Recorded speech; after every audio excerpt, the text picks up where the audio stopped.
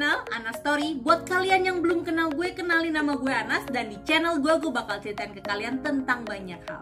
Dan hari ini gue bakal ceritain kalian tentang sesuatu yang menjadi misteri, yaitu adalah reinkarnasi.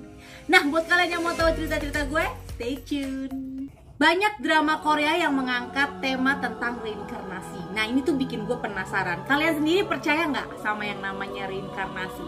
Apa benar adanya kehidupan setelah kematian atau adanya terlahir kembali gitu setelah kematian? Nah, setelah gue riset-riset, gue menemukan arti kata dari reinkarnasi. Reinkarnasi itu berasal dari bahasa Latin gitu ya, yang akhirnya terlahir kembali, memiliki kehidupan baru dengan tubuh atau raga yang lain. Seperti itulah kurang lebih.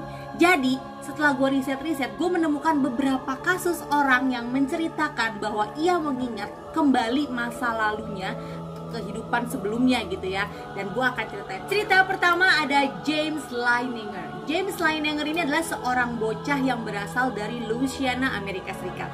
Jadi dia tuh menceritakan gitu ya, bahwa dia tuh mengingat kembali kehidupan dia tuh sebelumnya. Jadi ini tuh seorang bocah ya, dia pertama kali menceritakan kepada orang tuanya pada saat ia berusia 2 tahun. Saat itu orang tuanya memberikan dia mainan sebuah pesawat gitu ya. Dan dia tuh sepertinya terobsesi dengan segala sesuatu yang berbau penerbangan gitu. Padahal orang tuanya itu sama sekali nggak punya pengetahuan tentang penerbangan gitu.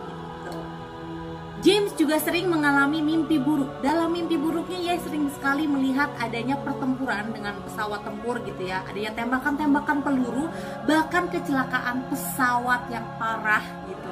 Dan juga dia sempat bercerita kepada orang tuanya bahwa ia melihat dalam mimpinya pesawat tempur yang ia kemudikan itu terjatuh karena ditembak dengan pesawat tempur lain dengan lambang matahari merah. James juga mulai mengingat bahwa ia dulunya itu adalah seorang letnan bernama James McCurdy Houston, dan ia merupakan seorang pilot pesawat tempur dan juga memiliki kopilot bernama Jack Larson. Dan ia juga cerita sama ayahnya bahwa ia tuh sempat lepas landas dari sebuah landasan pesawat besar yang bernama Natoma, dan ia terbunuh di Iwo Jima, Jepang pada Perang Dunia Kedua 50 tahun yang lalu. Wow. Yang kedua ada Gus Taylor. Gus Taylor ini baru berusia 1 tahun 6 bulan ketika ia mengatakan bahwa ia adalah kakeknya yang sudah meninggal 1 tahun sebelum Gus dilahirkan. Nah, jadi kejadiannya itu terjadi pada saat si Gus ini sedang mengamati foto keluarga gitu. Jadi ibunya tuh penasaran dan nanya ke si Gus. Dan Gus bilang bahwa ia sedang mengamati dirinya sendiri dan menunjuk ke seorang pria dalam foto itu, dan yang dia tunjuk adalah kakeknya yang bernama Augie. Nah, hal ini tuh semakin bikin penasaran karena ada satu rahasia keluarga yang ditutup rapat-rapat. Jadi nggak banyak orang yang tahu, cuma segelintir orang yang tahu bahwa ada kejadian ini. Yaitu adalah kakaknya dari kakek Augie ini tuh dibunuh, tewas, dan dibuang ke Teluk San Francisco. Dan Gus Taylor itu bisa menceritakan dengan detail ceritanya kepada anggota keluarga. Cerita ketiga ada Edward Austrian. Edward Austrian ini adalah seorang anak laki-laki berusia 4 tahun gitu ya, dan tiba-tiba ia mengalami suatu penyakit, itu sakit di daerah tenggorokannya gitu. Dan ketika ibunya bertanya gitu kenapa, dia mendeskripsikan bahwa dia itu meninggal, dahulu tuh dia meninggal karena ditembak tepat di tenggorokannya dalam sebuah parit gitu ya, yang sepertinya diperkirakan tuh pada Perang Dunia Pertama. Dan Edward ini juga memiliki fobia dengan hari mendung dan juga awan yang gelap. Setelah dibawa ke dokter tuh tidak bisa menemukan secara spesifik penyakit apa yang diderita oleh Edward gitu. Dan awalnya dokter tuh berpikir dia tuh sakit amandel, sehingga dia dioperasi gitu ya, amandelnya diangkat. Tapi itu masih sakit gitu. Akhirnya pas diperiksa lagi ternyata ada daging tumbuh atau kista yang tumbuh di tenggorokannya dia.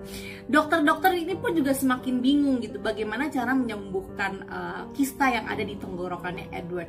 Sampai akhirnya ketika Edward mulai mengingat masa lalunya dan menceritakan kepada orang-orang di sekelilingnya, kista tersebut hilang dengan sendirinya. Cerita keempat adalah Paramount Sharma. Paramount Sharma dilahirkan pada tahun 1944, dan pada saat usianya menginjak 2 tahun, ia berkata kepada orang tuanya bahwa ia memiliki seorang istri yang berada di Moradabad yang dapat pandai memasak dan juga dapat mengurus rumah tangga dengan baik.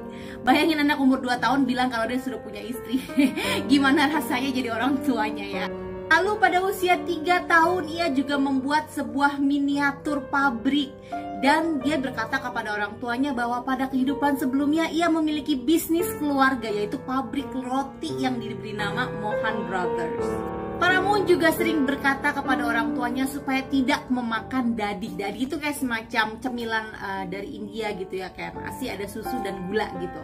Karena dia menjadi sakit gitu pada kehidupan sebelumnya, dan dia juga sangat takut ketika dimandikan di dalam bak mandi gitu. Karena dia bilang sama orang tuanya bahwa ia pernah meninggal di dalam bak mandi. Karena penasaran dengan apa yang diceritakan oleh Paramount, nah orang tuanya itu memutuskan untuk pergi ke Moradabad gitu untuk mencari tahu kebenaran dengan akan ceritanya si Paramount ini gitu.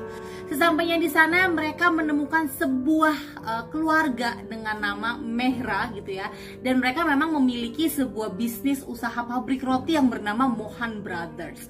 Nah, setelah mereka berbincang-bincang dengan keluarga Mehra tersebut gitu ya, mereka menceritakan bahwa bosnya atau bos pabrik roti tersebut gitu ya, Paraman Mehra gitu, meninggal pada tahun 1943, tepat 1 tahun sebelum Paramount lahir.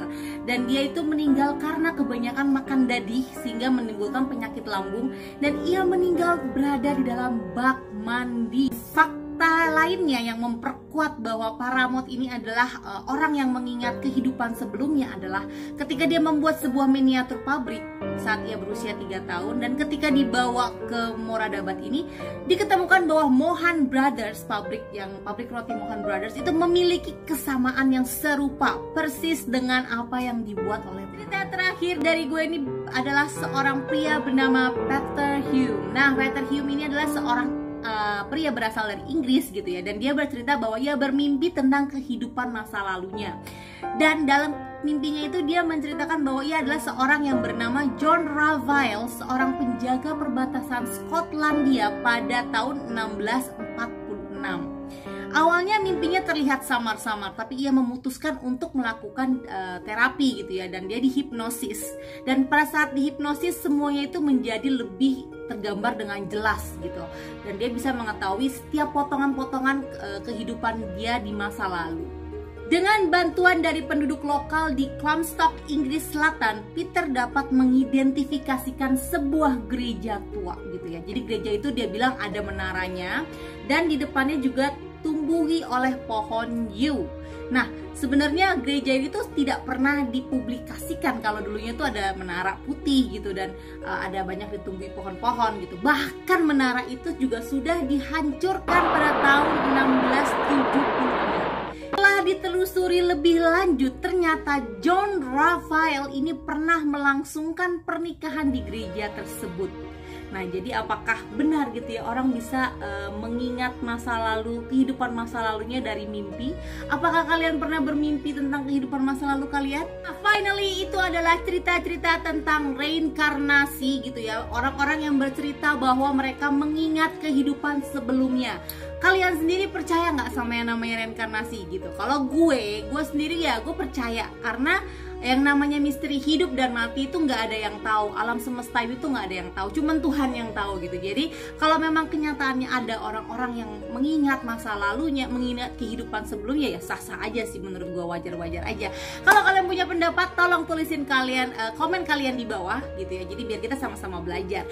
Dan semua cerita-cerita yang gue ambil tadi, artikel-artikel aslinya itu kan gue tulisin di description box. Jadi kalau kalian penasaran dan pengen baca lebih lanjut, kalian bisa klik aja link yang ada di description box. Thank you so much buat kalian semua yang udah nonton video gue hari ini, dan semoga kalian suka dengan cerita gue hari ini. Dan kalau kalian suka, jangan lupa subscribe, like, dan juga klik notification supaya kalian tahu kalau gue ngupload video-video gue selanjutnya.